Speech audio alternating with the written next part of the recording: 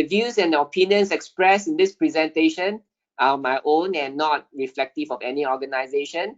And the products that I mentioned in this presentation is not to promote any particular brand, but it's really to use as an example. And I did not ask for any writing assistance for this presentation. Okay, just a quick introduction, my profile.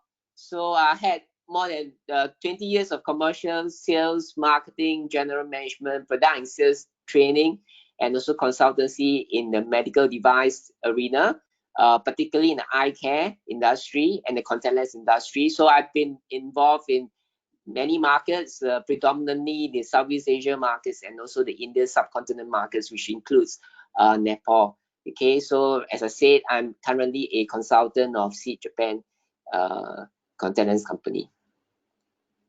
So I'm in a lockdown myself right now. So in the lockdown period, strange things happen. So now you're seeing in front of you a picture of one of the Singapore icon, which is the Marina Bay Sands, beautiful place. And also now from Singapore, I can see the Marina Bay Sands, and at the same time behind the Marina Bay Sands, I can see Mount Everest. So lockdown does do strange things to a lot of people, and now I got a clear view of Mount Everest every time I look at Marina Bay Sands. So, so I hope when you look at Mount Everest, you can see Singapore as well. Okay, what is evolution? Okay, somebody says Mr. Steven is from Singapore. Yes, I am from Singapore. That's right. Okay, great. So what is evolution? Let me just do a quick flash. Oops. Okay, so we have things evolution, evolving and going through the evolution process. Can you hear me? Sorry, Kapit, can you hear me? Yeah. Yes, sir. Okay, just stop me, okay? That if you can't hear me. The slides, the transition is okay? Okay. Yes, sir. Okay, good. Because I just got the text just now say, just, okay, if it's good, it's good. I'm going to continue. Thank you. Okay. So what I'm going to do today, I'm just going to look at evolution at a glance. And then we talk about the evolution of RGP, and then the silicon hydrogel material, and also the hydrogel material. And also I'm going to talk a bit about others, just as a snapshot. So now we're going to talk about evolution at a glance. How does contact lens material evolve? First, we have the glass, okay, which is really literally a glass, brown colored glass in the 1880s. And then we have PMMA straight after the glass, and then it's not a very good material to have. And then we evolve into PMMA material. Okay, now it's a good time to ask question just to know that everybody is listening here. After PMMA, what kind of contact lens material evolve into? Soft contact lens or RGP material? If somebody can just type on the chat there, just tell me which is good. Which is the next evolution of contact lens material? Did we, after PMMA, did we go into RGP or do we go into soft contact lens? Okay, good. I see an answer right now. Okay, I'm not going to tell. Okay, maybe if I can have another answer, I can start replying. Okay, very good. Soft contact lens. That's right. So we didn't go from PMMA to RGP. From PMMA, we went into soft contact lens. Okay. Yes. Okay, it's coming up. Okay, great. Yes, so yes. From soft contact lens, and then we go on to RGP. And then from RGP, we went into silicon hydrogel lens. And after that, this is a crystal ball that everybody is trying to look at.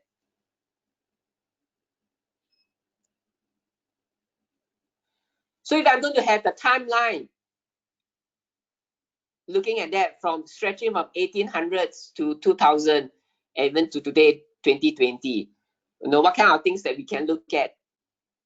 First, I want to look at the lens design itself. So we have the spherical, ranging. When contact lens first started out, we went into the spherical lens design category. Okay, and then after that, when I put toric there, multifocal, it doesn't happen in that kind of sequence, but rather it happens almost like emerging sequence. Toric and multifocal design came out almost together, and then aspheric come out together. Just for presentation sake, I just put in the kind of order, but it's really not in the running order for the lens design, particularly for the toric and the multifocal and the aspheric. Okay, and then recently in early, basically in 2019, there is an EDOF, EDOF lens, which is the acronym is extended depth of focus. So this will be the latest lens design that a lot of people will start talking a lot about it. Okay, lens design is a whole topic by itself. Today, my purpose is not to cover lens design. I'm going to talk about lens material, but because of the contact lens development as a whole, I'm just going to put it a bit of a snapshot. There's a lens design element there. Okay, let me just go on. Really look at the contact lens material. So as you see, first we have the glass in the earlier start of the evolution. We have PMMA, and PMMA material evolved, broke up into branches. From PMMA we went into RGP, and within PMMA there's another branch. From PMMA to RGP, basically there's an element of silicon being put into the PMMA material to increase decay. And at the same time, PMMA also branched out to a hydrogel material, and basically with that, in additional additive called HEMA, which is a HEMA base. And from the hydrogel material, we also have traditional hydrogel, traditional lenses, which is a conventional lens, and then you move on to the frequent replacement lens. Then we talk about low water content and high water content for the hydrogel material, and then we talk about ionic and non-ionic. And from there, from the hydrogel, we also had the big branch out, which is the silicon hydrogel material, okay, which is where we are. And also from the hydrogel material, we also have a branch, which is to the hydrogel, improved hydrogel material. Okay, and this is the big, the part of Ingis, a big summary of the contact lens material. We're just going to move on to the next slide. There's a bit of lag, just bear with me for a while. Okay, you see the slide now. So now, overall view of contact lens material. To manufacture contact lens, there must be first a polymetric material. Okay, and most contact lenses are produced from a polymerization of two or more monomers, and the process is called copolymerization. So basically, you put two materials together and produce a contact lens. Okay, for example, silicon polymers are high in decay, but they're hydrophobic. They don't love water. So they copolymer with another soft polymer, particularly there is more water loving, and also to soften the material of a silicon polymer. And by doing the polymerization process, you get the best of both worlds, basically from two inherent material. A high decay material, for example, and a softer, more flexible of a HEMA kind of a material. So we have what we call a copolymerization process in most contact lens manufacturing of materials. Okay, and through that polymerization process, we also have a polymerization mechanism to form the same polymer. Okay, to form the polymerization process.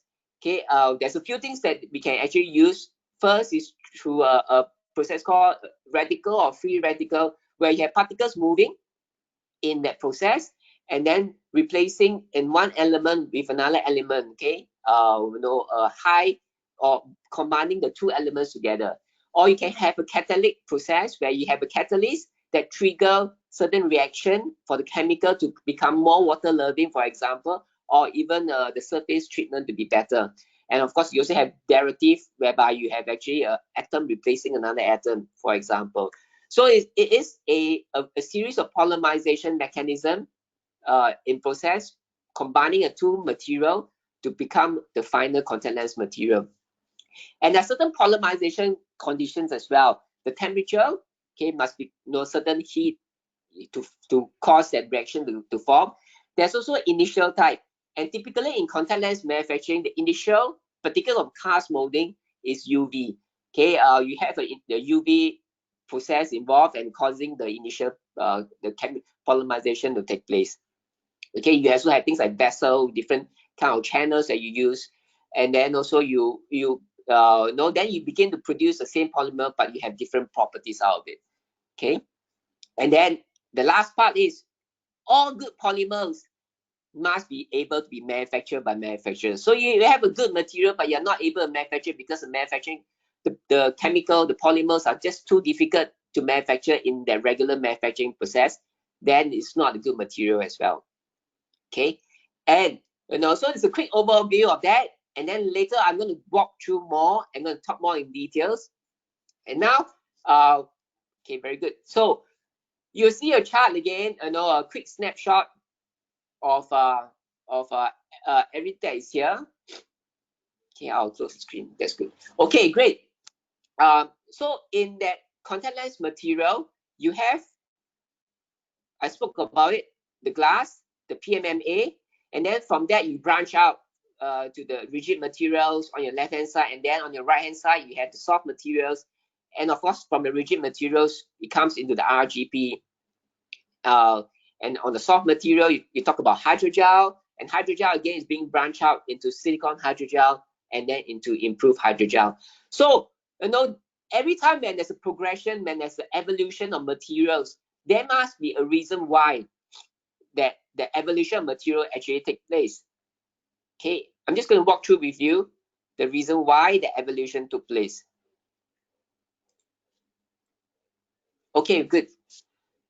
So first you have is an improve from the glass to PMMA. So we know the glass itself is very brittle. So it's when you knock it or you accidentally knock this certain thing, it breaks quite easily. So the material durability in the sense of being knocked around is very poor. And the ocular compatibility is not a very comfortable lens material to use. So something needs to be improved on that. And based on that factor, glass has evolved into PMMA. And the reason why it has evolved is, okay, really, the evolution took place is because there's a need for more oxygen. Okay, from PMMA to RGP material, the whole reason of the evolution process to a soft material, soft contact lens material is there's a need for higher oxygen permeability. So that took place particularly to the soft material and also to the RGP material. And in the soft material part, another evolution took place because now there's hydrogel material. Mass manufacturing can take place now. So cast molding technology came into play, and then of course, from the hydrogel material, it went to the silicone hydrogel material, and then into the improved hydrogel material.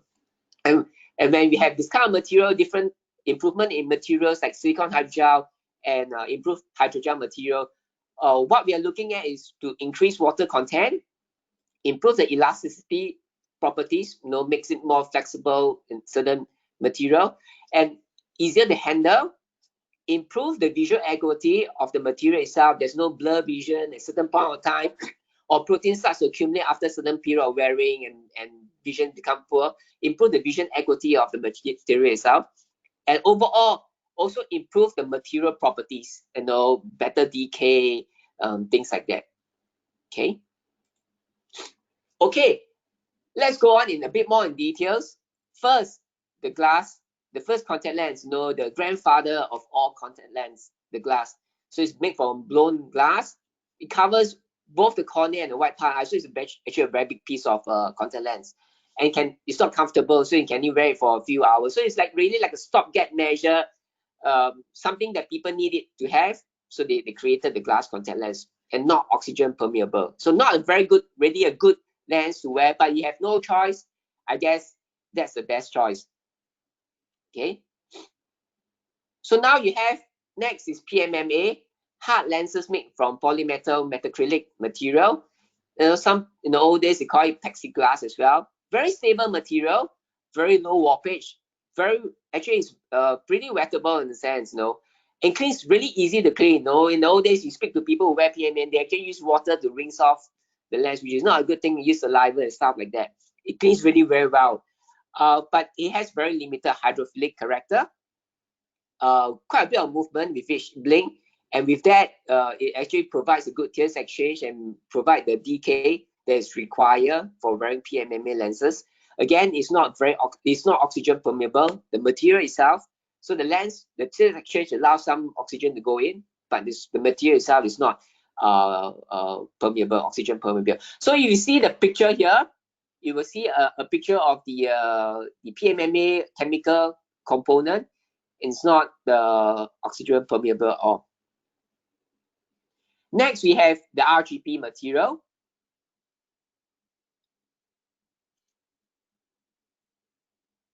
Just give me a second. Okay, good. So next we have the RGP material. So the reason RGP material form is because of oxygen permeability. They want to make hard lenses to breathe. So there comes the birth of RGP. And there's further improvement to RGP material. In 1987, fluorinated monomers are being incorporated into silicon acrylic materials to become what we call a fluorosilicon acrylic material, and that increases the material properties of the RGP. That also improves a lot more the decay level. So what adding fluorine does to a RGP material is basically it reduces the dependence on silicon for having a high decay, and also it makes the material a lot more wettable, particularly on the surface, and it becomes a lot more resistant to deposits being formed, things like protein accumulation. So it really enhances the material, and other copolymers begin to form along the way to make the material a lot more better to wear. So basically to improve whether is it even a higher hyper decay, better inherent material. So there you have addition of different monomers coming into play. Next comes the soft contact lens. So I jumped the sequence earlier because I just lumped the RGP and the PMMA together. Easier to talk in that sequence. But we do know soft contact lens come first before RGP. So the first soft contact lens came in 1959, and they are made of polymer called hydrogel, and the monomer in full name is called hydroethylate methacrylic, or in short these days we just call HEMA. So when HEMA is being polymerized, it becomes hydrophilic, water loving, and basically you can absorb a lot more several times of water in its weight in water, and the resulting of it is the material is soft, compatible with the biology of the eye, and we hear a lot of this term being used for some contact lens cases. It's a biocompatible contact lens. Basically, it's compatible with the biology of the eye, biocompatible. And some of these first generation hydrogel lenses are still available today. Okay, if you maybe later on, I'll share some examples. Maybe some of you will remember some of these brands. Or if you're old enough, you probably have fitted some of these lenses as well. But the big drawback of this is they don't allow enough oxygen to pass through the cornea. So, and there comes the next evolution of contact lenses. So soft lenses need more oxygen. Thereby comes the birth of the silicone hydrogel lens material. And Bosch and Lomb, through the brand called Pure Vision, usher in the silicone hydrogel age. Okay, and we do know silicone hydrogel, one of the big inherent advantage of silicone hydrogel material is the high oxygen that it brings to the material. Oops. Sorry, I just dropped my phone. Okay, so the silicone hydrogel material basically combine the benefits of high oxygen silicone monomers, such as trimethyl-siloxy, prop methacrylic. In short, trees with the fluid and the ion benefits transport of hydrogel monomers. So basically, you combine a silicone material called trees with the more water-loving material called hydrogel monomers called HEMA, and you mix two together, you form basically what we call today a silicone hydrogel lens. But to think that you just mix two of this material and just cast mold it is really an easy process. No, in reality, that is a very difficult process. Why? Because we mix trees with which is hydrophobic, with hema, which is really hydrophilic. A lot of times it causes a very oblique polymer to form. And in our world, you have a contact lens that's oblique, means vision correction is not corrected. So it means it is a very unsuitable material for optical correction with oblique material. Of course, throughout the years, a lot of changes have been made to manufacturing silicone hydrogel lens material. One of the processes is having the correct mix of both trees and hema material coming together. And another process is, artificially coating with plasma coating, or even having a more complicated cleaning process of the lens, what we call the alcohol extraction process in the manufacturing place, where you have silicone using alcohol to extract certain impurities to make the lens clear. So you have a lot of this kind of manufacturing process. Such example what I mentioned just now called the alcohol extraction process, and which is still practiced in a lot of manufacturers today in the manufacturing process of silicone hydrogel lens. So since then, silicone hydrogel material have evolved in the shift in chemistry, both the surface treatment. Myself, I had the opportunity to look at few manufacturing plants. So now I've seen some manufacturing plants that have plasma coating or surface treatment on silicone hydrogel lens. It is a very energy intensive kind of manufacturing process. Basically, you electrify the surface, you ionize the surface of the lens with electricity. You can see sparks, literally sparks of electricity flying off in the manufacturing process, like forming lightning on the lens surface, just to plasma ionizing the lens to make it wettable, to make it more comfortable to wear. So, from that kind of perspective, silicone hydrogel manufacturing is not a very easy process to do. It's not like in theory, so it's actually a very complicated process. And thanks to a lot of good manufacturer, the manufacturing process has evolved and improved a lot more better. And we are also seeing that decay is not being pursued at all costs right now. Okay, so you do see later, I'll share a bit more about the trending of the lower of decay right now. So what do we have here? So we talk a bit more on the big categories of RGP, the silicone hydrogel lens, the hydrogel lens material. So in GIS, physical property of contact lens material differ in both physical and chemistry component, as well as different clinical processes. But the summary of all the evolution of clinical, of all the chemical properties of the materials itself that is being formed and evolved, really are driven by the few components down here. Oxygen performance, we are always looking for enough or high oxygen performance, a good tensile strength, to last, to wear the lens itself without the lens breaking, a good enough water content, a good index of refraction for optical quality, being biocompatible, and also the lens should have minimum deposits, both lipids as well as protein forming on the lens. So if I have a target ball like that, you're looking at the screen, a blue ball in front of you. If I have a blue ball and it is like a target of all the good elements, I'm going to shoot. Shoot by shooting. Trying to shoot. If I see somebody shooting the target, what is the best ideal element of a contact lens that can land on the bullseye, on the blue ball? First, the mechanical property. It must be low enough in terms of modulus, no edge interaction, and it must provide a good optimal fit. Next, we'll look at the surface property. There must be minimum deposits, low wetting angle, no tear breakup. This is something that we need to look on the surface itself. And no dehydration of the lens, which is the material. The material must be good enough to be, at the end of the day, then should not be losing water to the surface or to the environment. The material must inherently hold the water. in the lens material. And the last part, which is why the lens has been formed these days, is oxygen permeability. So there must be enough oxygen flow, and we do base a few criteria. There's a lot of studies being done on oxygen flow. For this case of discussion, I'm just going to look at Holden and Merce. So for daily wear, we are looking at basically a 24 dK/T. For daily wear, you remove at the end of the day, you throw the lens away, or you take out the lens and clean the lens. Basically, you're looking at 24 dK/T. And we look at extended wear, then we look at dK/T of 87.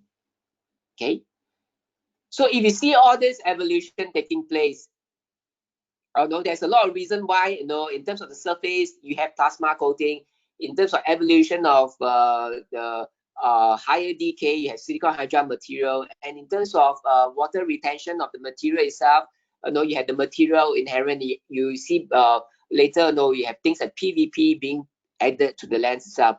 So now, let me just talk a bit more on the evolution of RGB contact lenses material. Over the years, RGB material evolved, and in the evolution of RGB material, it's actually quite limited. Not much development has been done a lot. Most of the research on RGB is basically done on the application. What kind of treatment? Example, auto-K, which is much talk about myopia control and use of auto-K for myopia control, which is an RGB material, and certain clinical eye conditions using of scleral lenses, mini scleral lenses. So the material itself has not been talked a lot more in terms of development, but a lot of research has been done on the application, the treatment, and on eye condition. And the lack of material innovation for RGB could also be because of the competition from soft contact lens. So which limit again the R&D finances, the investment being put onto the silicon RGB material. Of course, we see some promising early days. We see some promising smart or wearable biosensor on RGB material, but that has becoming not so relevant these days because soft contact lenses has overtaken in terms of biosensing contact lens, putting it onto a soft contact lens material instead of RGB material. So having said that, still there is still an evolution of the material, but what kind of evolution has it been taking place? Okay, just let me get my screen back. Okay, good. So there, the evolution of RGB material. PMMA is not really RGB, but that's the grandfather. I'm just going to list them up here. The next, after PMMA, which these days not many people talk about, is called a CAB material. A lot of people always think from PMMA we jump straight into RGB, but in between actually there's like a forgotten uncle or grandfather or grand uncle called the CAB, the cellulose acetic brute rate.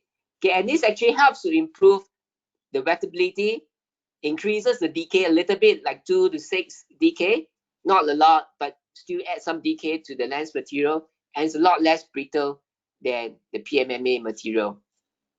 So here we have right now from that PMMA material, the CAB material to the RGB material today.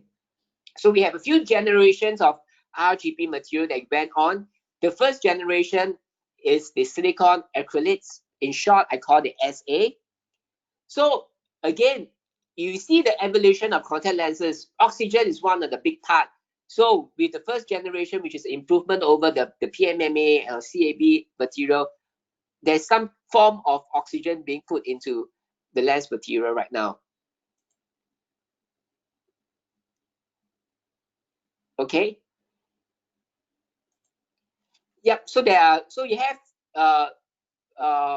CAB is different from PMMA. CAB is an improvement. Yeah, PMMA is zero. Somebody just text, put on the chat. Yeah, PMMA is zero oxygen, but CAB has about 2 to 4, which is an improvement from the PMMA material.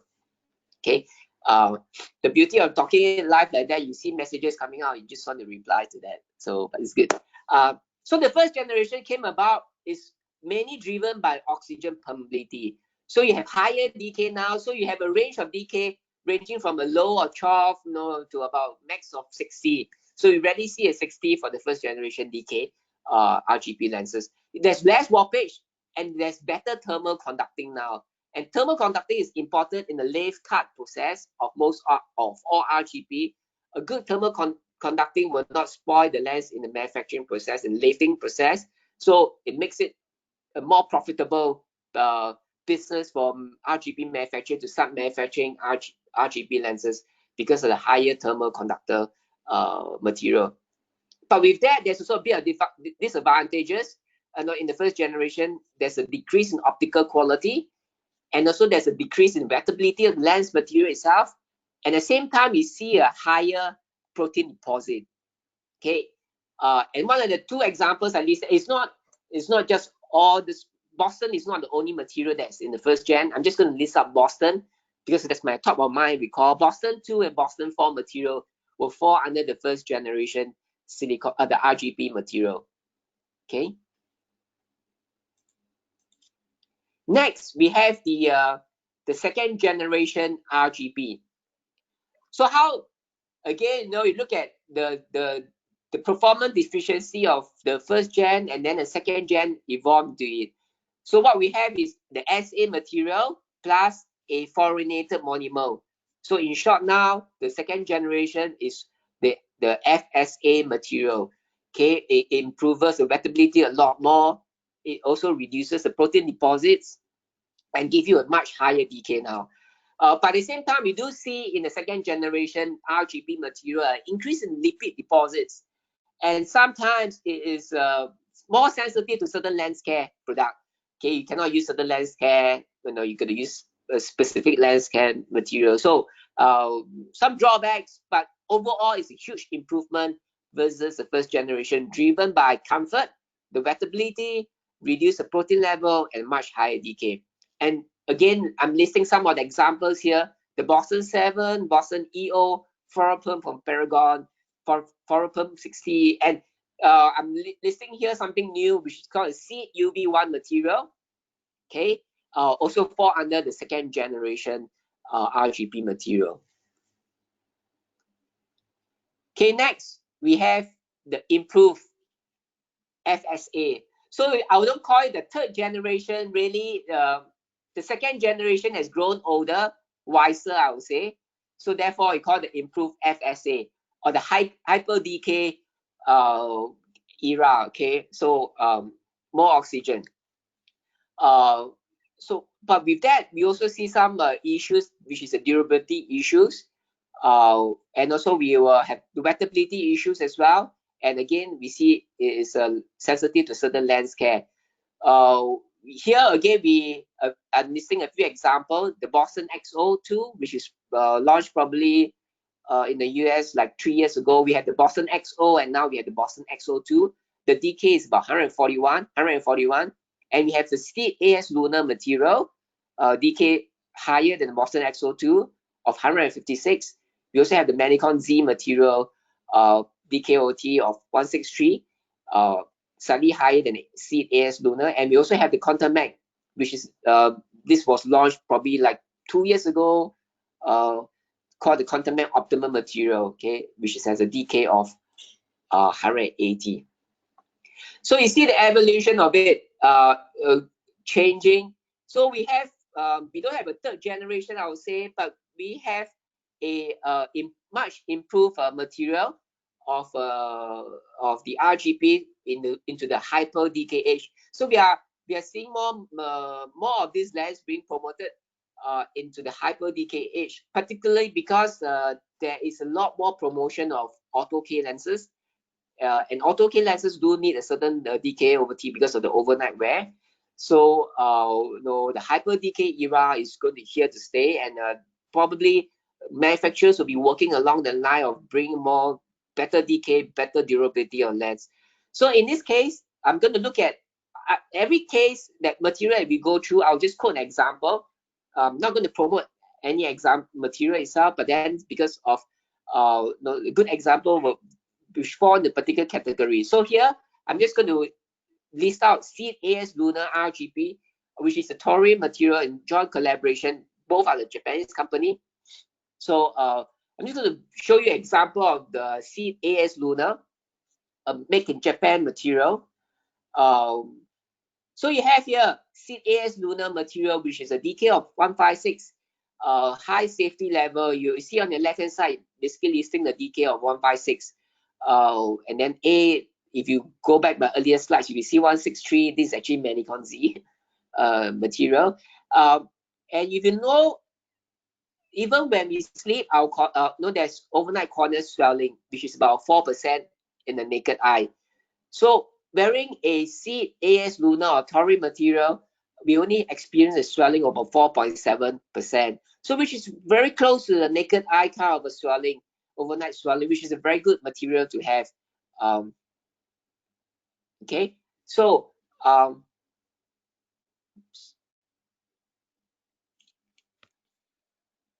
yeah, okay. So now we have here, you see the decay is good, which very close to a closed eye, a naked eye swelling overnight.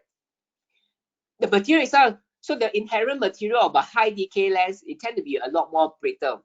In this case of Seed AS Lunar, it has a very high decay, but yet it's not easily broken. So if you, on the left hand side, you see the Toray, the chemical component of the methane methacrylic silicon. So it's very packed together as a polymer versus a very traditional, maybe a Gen 2 or Gen 1 kind of material whereby it's actually quite spread out. So it's very weak kind of a joint polymerization kind of a material coming together. So, and with that, and they did a simple test. Basically, it's a drop test. We drop a iron ball about 5.4 kg from a height, okay, of 150 cm, okay, and then you see how the breakage of the lens happen. So we have just have small scratches of that of the lens breaking, okay, of the Toray RGP material. And on the similar RGP material, you see the lens actually shattering, okay. And also on the top right hand side, you see two small fingers out there holding the RGP, which is the AS Lunar lens. One is before bending it, and the other one is bending the lens itself. So you can actually see the lens being able to be bent quite easily without actually breaking, giving you a good flexure, but yet a very durable and tough material. So again, this is a very great material, particularly now so for auto K lenses, because we are working with kids. The AS Lunar material is also used in the auto K material as well. So the feedback of this is actually great, okay, for materials like that. So what we have is the current GP material. The main two components of the GP material is made up of two material, trees and PDMS, okay. And with that in mind, we want to look at what's next going to be for RGP material. Combining trees and PDMS material tends to make the material a lot more harder and less flexible, and it's hydrophilic. Okay, not a good combination of material, hard, not flexible, hydrophilic. So going forward, we'll see more and more, particularly recently Contact launched Contact Optimum material, so which basically breaks out from the trees and the PDMS combination. We will see more and more of that kind of material coming out from RGP, giving a high decay, but yet like an AS Lunar kind of a CAS Lunar flexible, less harder material, and a lot more better surface in terms of the surface of lens, which is a lot more wettable and a lot more comfortable to the water forming on the surface of the lens. So increased wettability will be what we're looking at, most manufacturers will be looking at. And the material should also be a lot more durable, less scratch resistant. And having the best material is not the end game. The manufacturers need to be able to manufacture them as well. It must be easy to lathe. And of course, giving you a very good optical quality, which is equally important. Okay, so next we have is the evolution of silicone hydrogel lenses. Okay, I'm just going to walk through with you the few generation of silicone hydrogel lens, and then we'll look at what is current has evolved into, and also as well as what is the next crystal ball for silicone hydrogel lens material. So the first generation silicone hydrogel material was introduced in 2000, and the technology back then, in 2000, that's 20 years ago. Wow, that's like blinking of the eye. I mean, I first saw silicone hydrogel lens material being launched. It was quite an event, and it's 20 years now. Okay, I'm just getting emotional here. I'm just kidding. Okay, so it was first launched in 2000, and the technology allows extremely high decay. Okay, and basically this is to fulfill the gap of a hydrogel material whereby it's low in decay, and the first generation is basically to fulfill the gap of giving a very high decay lens material to the wearer. But with the high decay lens material, there are some issues involved as well. Wettability is an issue there, and thereby people start to do like plasma coating on the lens surface to make it more wettable on the surface. Surface treatment there comes you, and then you have to overcome basically a hydrophobic characteristics of silicone material to increase the surface wettability. And most of the first generation silicone hydrogel material, they are all very low water content. Later I will show you list out all the first generation silicone hydrogel lens material. They are all in the 38 water content material, and it's also very high modulus, and thereby give you the stiffness of the lens. Okay, and here you have the list, the two. Oh, I'm supposed to ask a question here. I just show you the list. I'm supposed to ask you the question. Can anybody tell me what's the first generation silicone hydrogel lens material? Okay, never mind. Then I'll try it on my next run. Okay, so you have it here. The first generation is Pure Vision from Bosch and Lomb, and Night and Day, okay, from Alcon. So you see the water content here. The decay is high, but the water content is very low. You look at Pure Vision, we're looking at only 36% water content, and Night and Day back then wasn't called Alcon. Back then was called Ciba Vision. Of course, over companies evolve as well. So from the evolution of Ciba Vision is becoming Alcon right now. So back then was called Ciba Vision. The water content was 24%. DKOT was really high, 175. Okay, and look at Bosch and Lomb manufacturing process. It's a lot of tree structure being built into the first generation material. And we do know trees give you high oxygen, but makes it a very low wettability surface, a very high stiff lens. And these are the inherent disadvantages of a tree, basically a high tree structure contact lens material. And of course, to overcome that wettability issue, they do a plasma coating on it. Same goes for the Night and Day.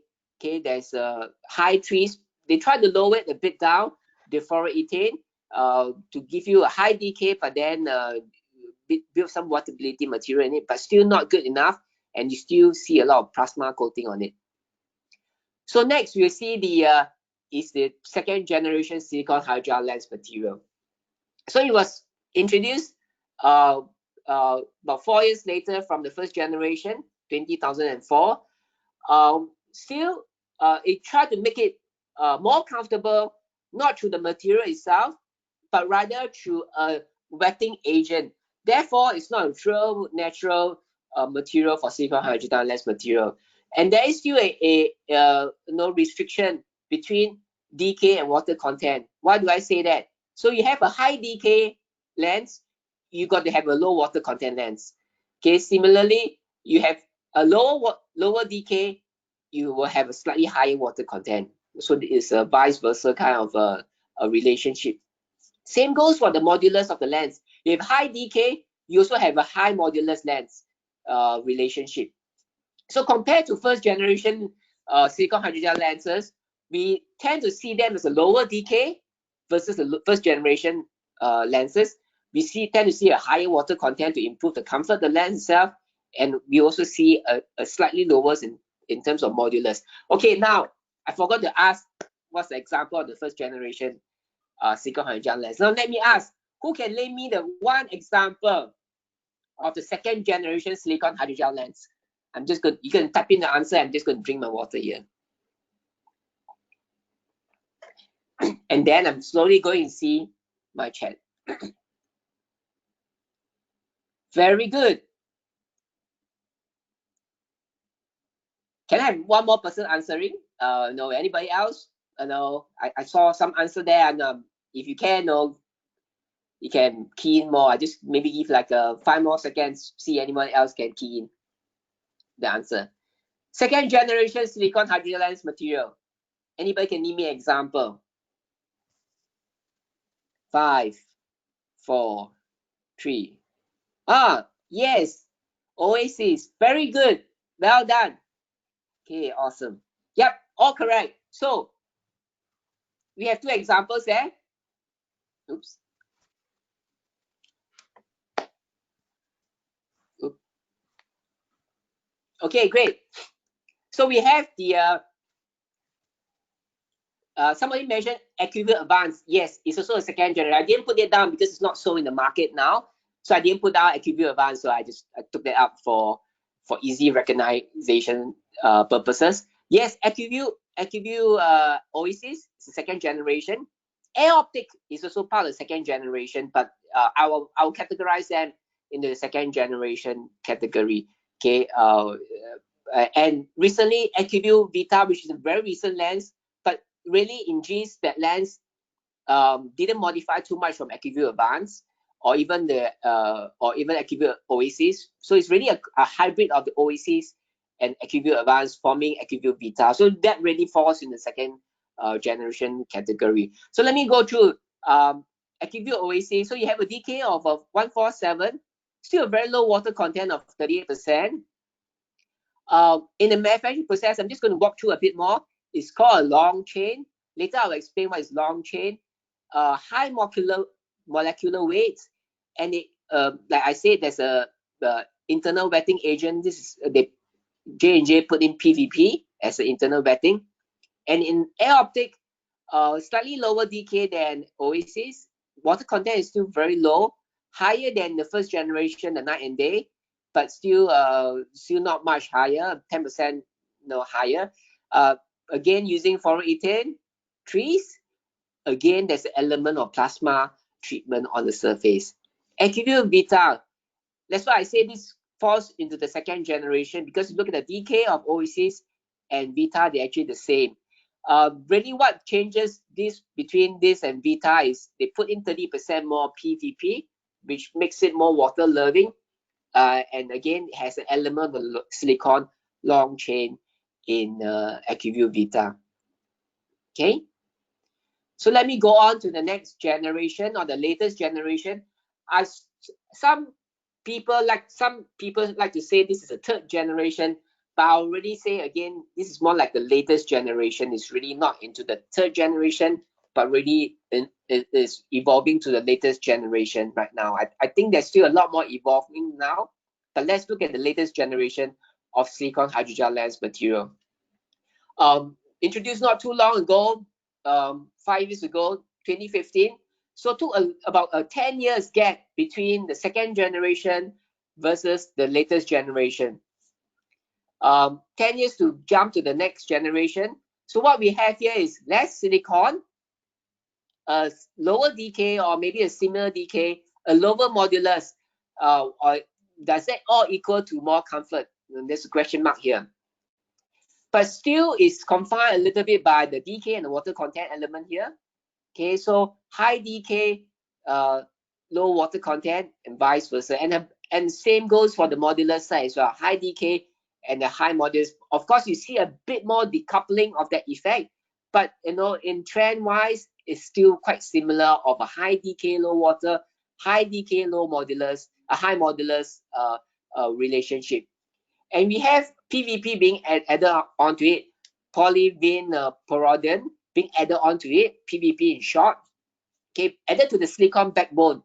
Basically, what it does is to enhance moisture retention and also create a very good surface hydrophilicity, okay, make it more water loving in terms of the silicone hydrogel lens material. Okay, now Should I give it? Okay, quick one since I'm into the row. Just name me some third generation silicone hydrogel lens material. Okay, I saw one. Biofinity, yes, that's correct. Oh, True Eye is not actually. True Eye is not in the latest generation actually. Sorry. I saw one True Eye, but yeah. Avera, yes. Okay, very good. Yep. Avera, Biofinity, yes.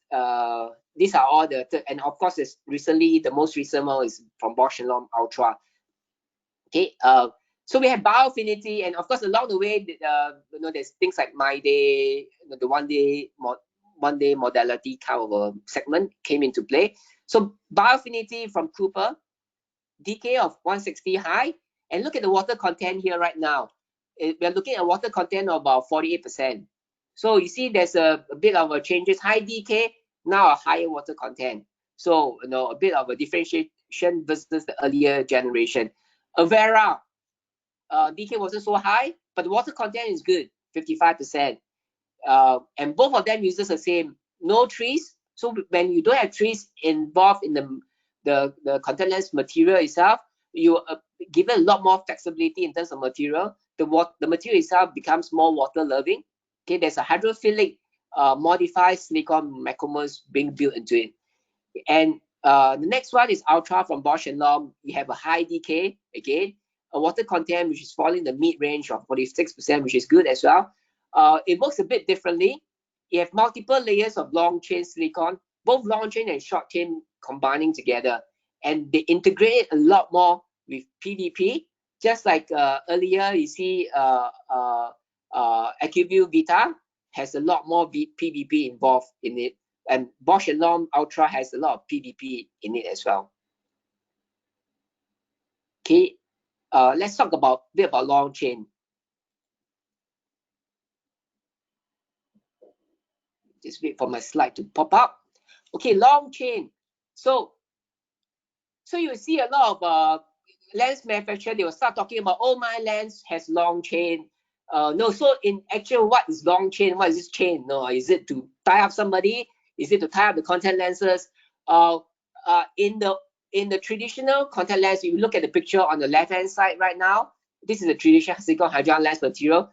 The material all packed together, so it means it's a short chain. It's all chain in a short manner, very compact chain. So this is actually a short chain. Okay. So what is the advantage of disadvantage of short chain?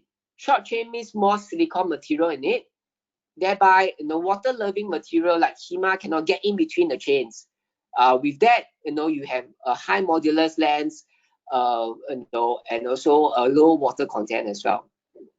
So with the latest generation on the right hand side, you see the chain become longer, spread out, right? You can see those belt, the lines, the veins going, and those are the chain. It becomes longer, and in between, it can fill with hydrophilic material.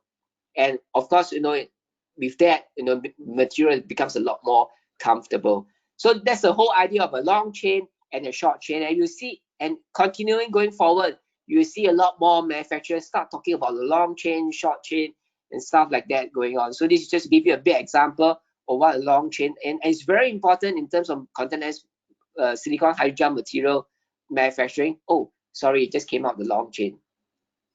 Took a bit of a while.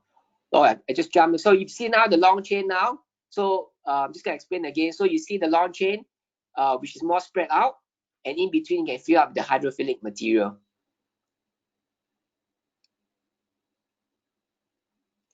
Next.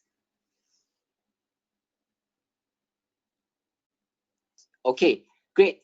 So next we have the silicone hydrogel lens of a few key competitors or key players at a quick glance. So we have the Air Optic, which is by Alcon. So you will see that the material, the wetting agent is plasma treated. You have trees there, you have DMA, PEG. DMA and PEG basically makes the lens softer, okay? But you still have a big component of trees there.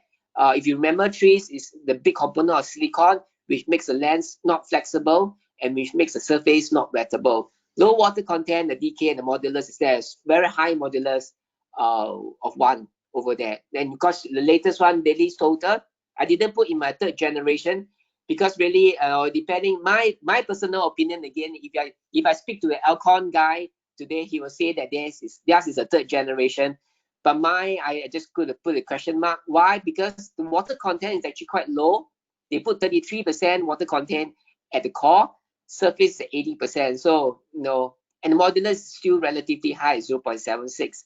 So I don't want to read, this is like middle of neither two nor the latest generation. So I just leave it out typically when I share about the latest silicone hydrogel lens material. This really doesn't really fall into the latest generation. It might be recently launched, but isn't really in the sense of latest generation or third generation.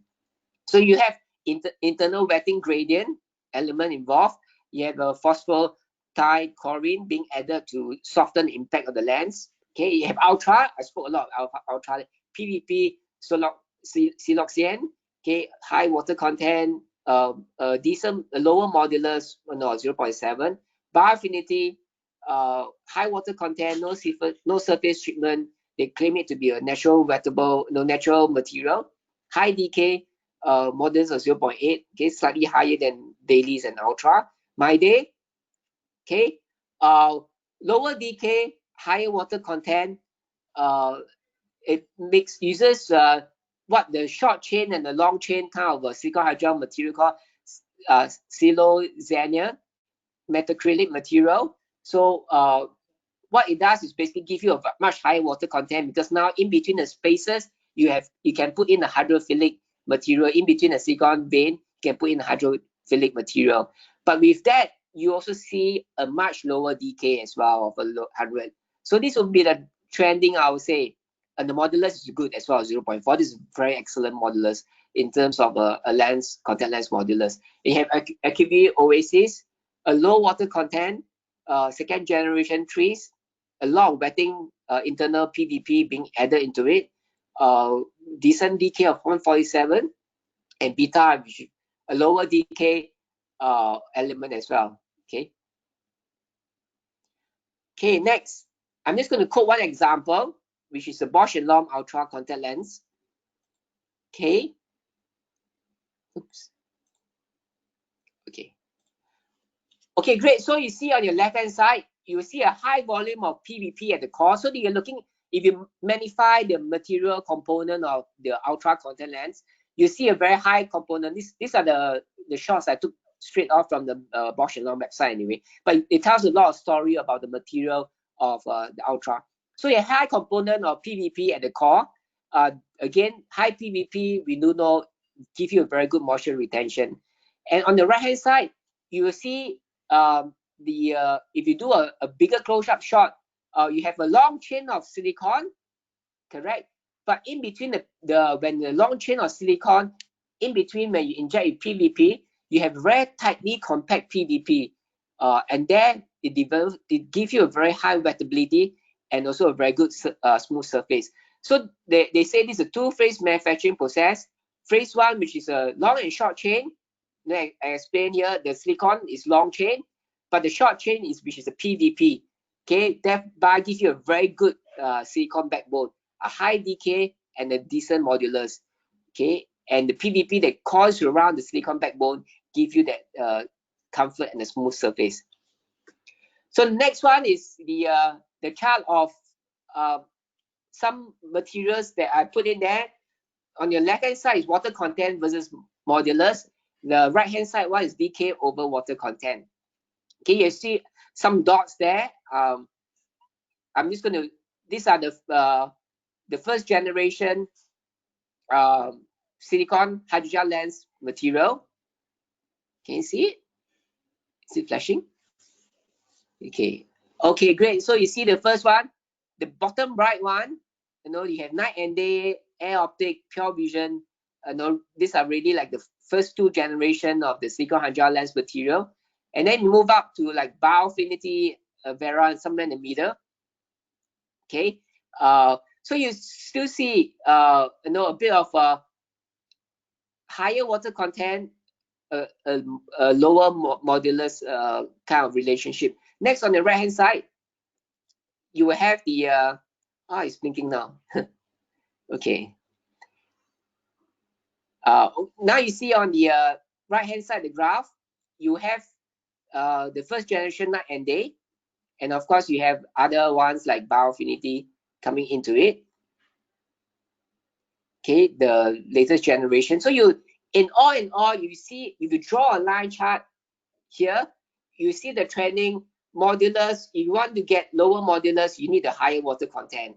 If you need to have a higher decay, lower decay, to get a higher water content. So there is still a bit of that relationship involvement in that. Okay, and with this, we we can say what's going to be next for silicon hydrogel lens material. The material properties have to be balanced to give you more optimal combination of modulus, water content, and wettability, and overall this promote the overall comfortable wear. And the material could be a mixture of hydrophilic modified silicon monomers and also a very unique backbone, silicon backbone that retains moisture and deliver a very wettable surface. If I'm going to put my crystal ball out there, the next future of decay of silicon hydrogel, sorry, will be probably a lens that is mid-range of decay over T of 100 and with a much higher water content lens. Okay, I think this is the trending that we are seeing throughout, particularly more for the one-day disposable segment. Okay. Okay, so we covered RGP, we covered silicon hydrogel lens. Now we're going to talk a bit more of hydrogel lens segment. So there is an evolution of hydrogel lens as well going on. So we have the HEMA, and we know at that stage HEMA are high water content, oxygen permeable material. So the water content can range from 20 to 80%, depending on what kind of co-monomers is being put into it. And the HEMA is commonly co-polymerized with monomers like ECMA, MMA, MAA, MVP, and these are all hydrophilic co-polymers to improve water retention, absorbability, and the wettability. And the next important part of all hydrogel lens that not many people talk about it, but as manufacturers, the free to bond water content is an important element component of the hydrogel lens material. That means the water bonding should not be lost out to the atmosphere in the contact lens. And also the evolution of contact lens also evolved the US classification of hydrogel. So that give you a very useful way of classifying hydrogel lens material. Okay, so if we have the evolution, again, the timeline is there, straight off from the 1960s. You have the first, I'll just categorize as the first generation hydrogel material because there's not so much being talked about hydrogel material having different generation. But for simplicity of discussion here, of a study here, I just put there's a first generation hydrogel material which really evolved from the HEMA material. Pretty low decay, below 15 kind of decay, and a very low water content. And most of the time, these are being lathe cut. So I list out a few example here. Hydron X6. I'm not sure anybody here of Hydron X6 lens material. Anybody? If anybody here of Hydron, or anybody fitted Hydron Z6 contact lenses? No. Okay. No miss. No. You have? No. Okay, great. Oh, awesome. It's good to know. So without knowing your age, if you have fitted Z6, no, I'm just kidding. You are still very young. So we have things like Optima 38, we have Hydron Mini and Siba Soft. Okay, these are really classic lenses that if you have fitted them, you're still going strong and going younger by the day, which is excellent and awesome. So you see the chemical component structure of them looks like the one at the bottom. Okay, pretty simplified. And then next you have the second generation hydrogel material. I'll just simplify to as HEMA plus, because basically it's HEMA plus a lot of other copolymers like MAA, MVP, PVP, etc. I just go plus. I'm not going to list them down. So it's a second generation, basically HEMA with other copolymers. It gives you a higher decay, so between a range from 15 to 13 mostly, a much higher water content as well. And from here onwards, we start to see lens being cast molded from the second generation hydrogel lens material. This also tend to attract more protein deposits because of the higher water content. And in 1976, FDA starts to categorize soft contact lenses, and that breaks up into the 4 categories of soft contact lens categorization. So some of the examples of the second generation hydrogel lens, Proclear, Active Fresh, maybe not many people hear the name, is from a company called Hydrogel again, okay, which has been acquired by a few companies, by Biocompatible and then later by Cooper Vision. Of course, soft lens, Bosch and Lomb, frequency 55, choice AB. So as you see the chemical component, the polymer component of it, it gets a lot more complicated because of a lot of cross-linking of polymers coming together in the second generation silicone hydrogel lens material. Now let's look at the improved hydrogel material. Okay, so you have here the improved one. Now we see a higher decay. It's cast molded. Now this much improved. The big improvement from it is it resists a lot more deposits, both lipids and protein, particularly on the protein side, and it dehydrates less. And some of the example, the 2 examples I quote here, which fall straight into this category, is the SEED SIB material from SEED contact lens, and BioTrue, which is from Bosch and Lomb. So, and that's the quick snapshot of one of the components of the improved hydrogel component. A lot more PVP being injected into the material. Okay, next is I'm just going to because in 1976 US FDA starts to list out the categorization of soft contact lens. So you have group 1, group 2, group 3. I'm just going to go through very fast, and there's a few examples there. Group 1 is polymecon, group 2 omofilcon, which is Proclear, and also hexofilcon as well. And then you have group 4 etofilcon. Okay, who can guess what is etofilcon? Which lens is made from etofilcon A material? Question time again. Which lens brand is made from etofilcon A material? If anybody can put on the chat there. Nope. Etofilcon A. Etofilcon A. Case Acuvue Moist. Okay, is made from etofilcon A. Okay, good try. Yeah. Okay, I saw Acuvue Clear actually. Acuvue Clear is yeah, okay, close. So you had 4 groups there. Okay, these days people talk a lot about group 1, group 2, group 3 not so much. But anyway, the grouping of US FDA grouping of hydrogel lens is not so prominent these days, particularly in the silicone hydrogel lens material, but just a good reference point to see how soft contact lens, particularly from hydrogel, has evolved into. Okay, the next slide, I'm just going to list down all the players that has been there, and also the monomers has been involved in them as well. So you have frequency 38, which is a Cooper Vision lenses, it's a polymecon material, low water content, HEMA, group 1 FDA, Biomedics 38, which is Cooper material, again polymecon 38, and there's HEMA and the ECMA copolymers being added into it. Yeah, Optimal, FW, Bosch and Lomb, oh sorry, there's a typo there. It's 38% actually.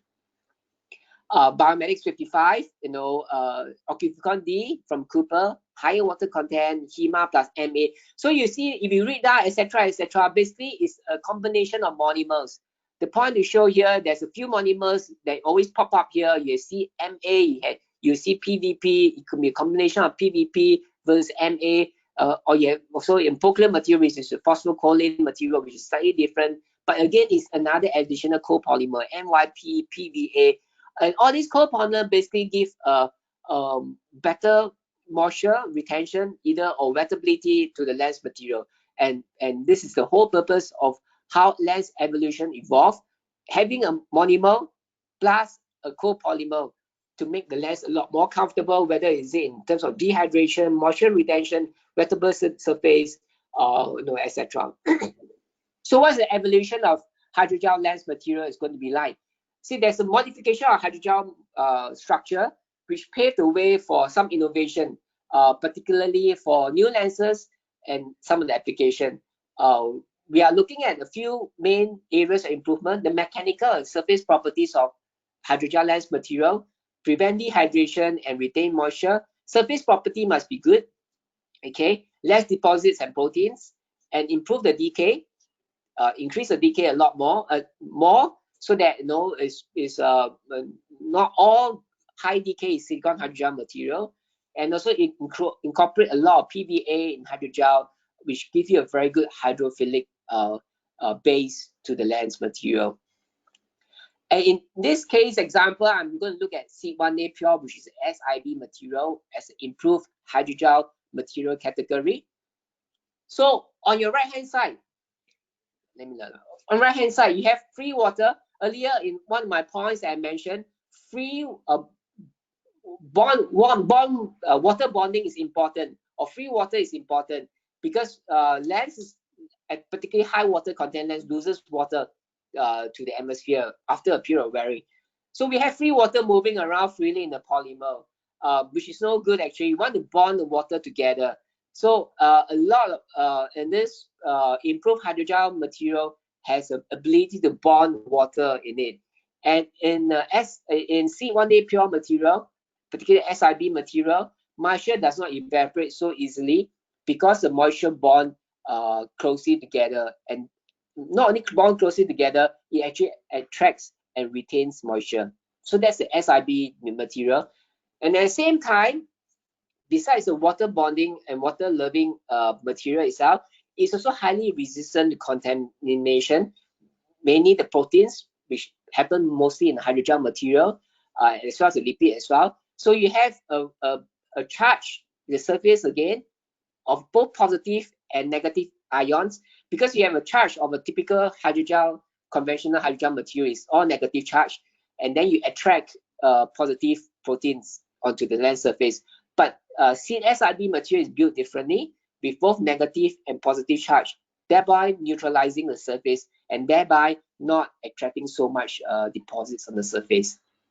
Okay, so a snapshot of decay. So we talk about material, is always talk about wettability of the lens surface, the moisture retention of the lens surface, and the decay OT is not as high as silicon hydrogel material for sure.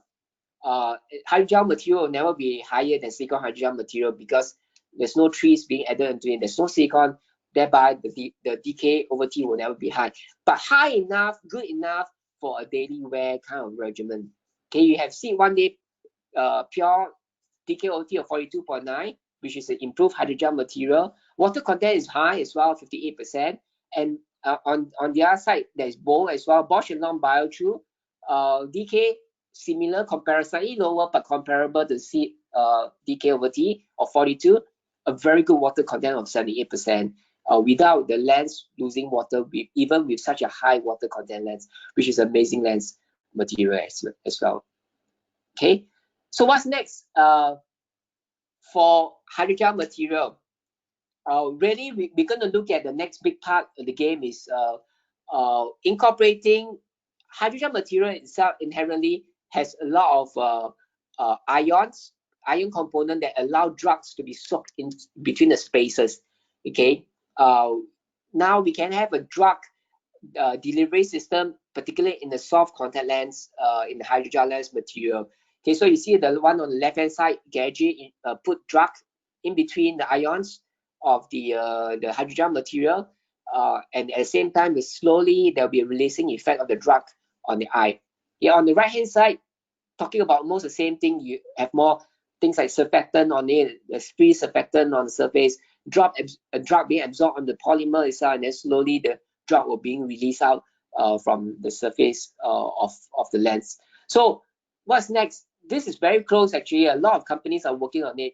I think very soon we will be able to see drug delivery contact lenses being launched, having approval for launch in various markets as well. Okay, and what next for hydrogel material is really a combination of the hydrogel material, not just improving the material itself, but in conjunction used with other technology, particularly like a smart soft contact lens used as a monitoring tool. So you see the picture over here, you see the person there wearing a monitoring tool, ocular monitoring tool. So basically this tool will capture spontaneous changes in the eye, providing physician with valuable information that can help guide glaucoma treatment. So, and the patient will wear this throughout the day.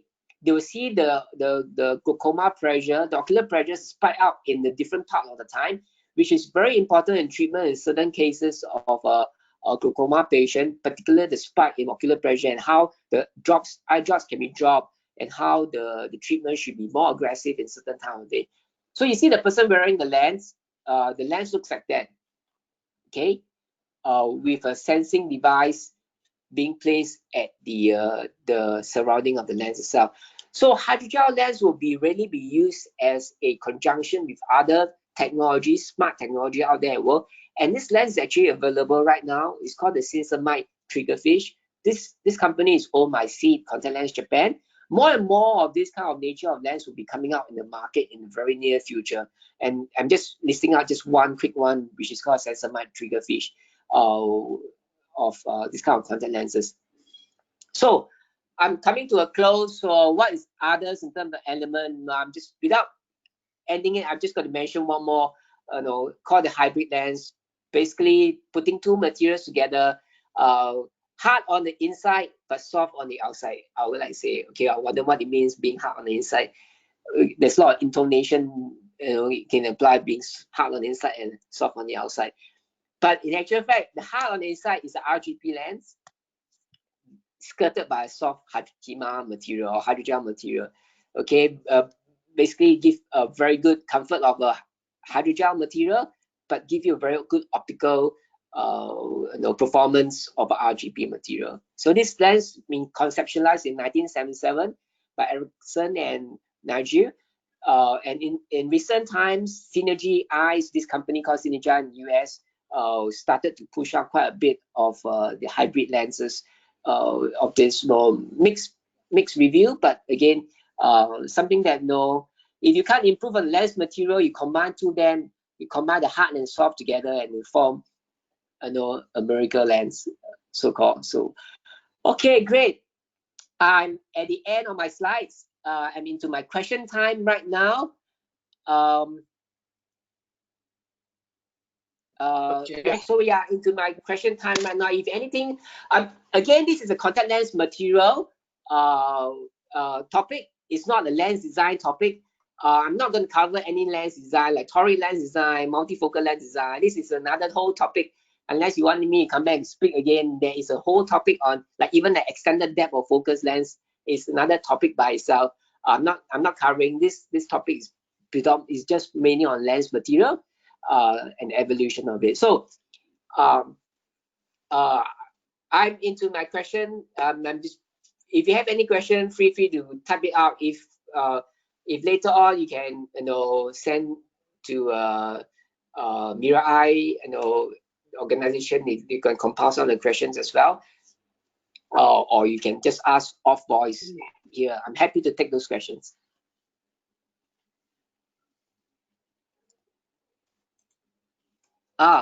Somebody asked me what lens you wear. Is asking me what did I have for my breakfast this morning?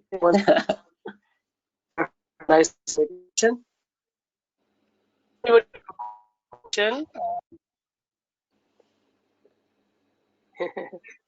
Yes. If anybody have a question, can okay. unmute himself and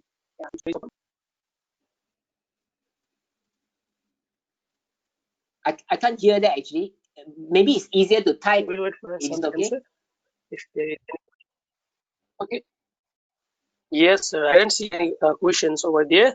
I guess it was pretty much clear. Okay, then that's great. So okay. Yes, I'm good then. So I guess nobody have any doubts. Okay, great. So then yeah, I'll say thank you very much. and if you're supposed to see two lines clearly of thank you. If you can't see two lines thank you, then maybe you should get hold of some of the contact lenses that I mentioned just now. Okay, thank you so much, sir, for such a informative session, and also thanks to all the attendees for their participation and passion as well. Now we complete our discussion session, I guess so. So before ending the session, I'd like to again express my sincere gratitude towards the Mr. Presenter, Mr. Stephen Choy, and all the attendees. Also, I'd like to appreciate all the helping hands towards the iDocs program. Herewith, I am ending the today's session, requesting all for please drop your review and feedback that which was we provided on the group as well as in our chat box. So thank you so much and stay safe. Keep in touch. Thank you so much, sir.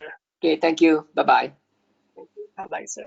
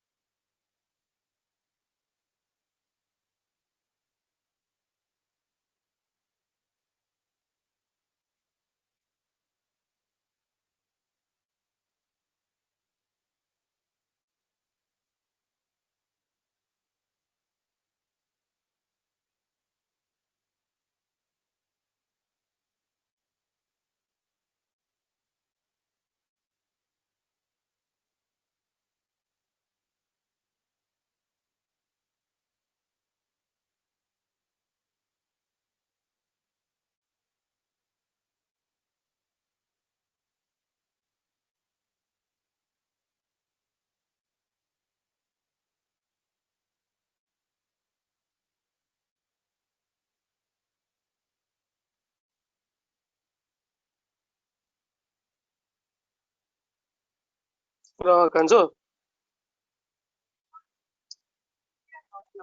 हजुर हजुर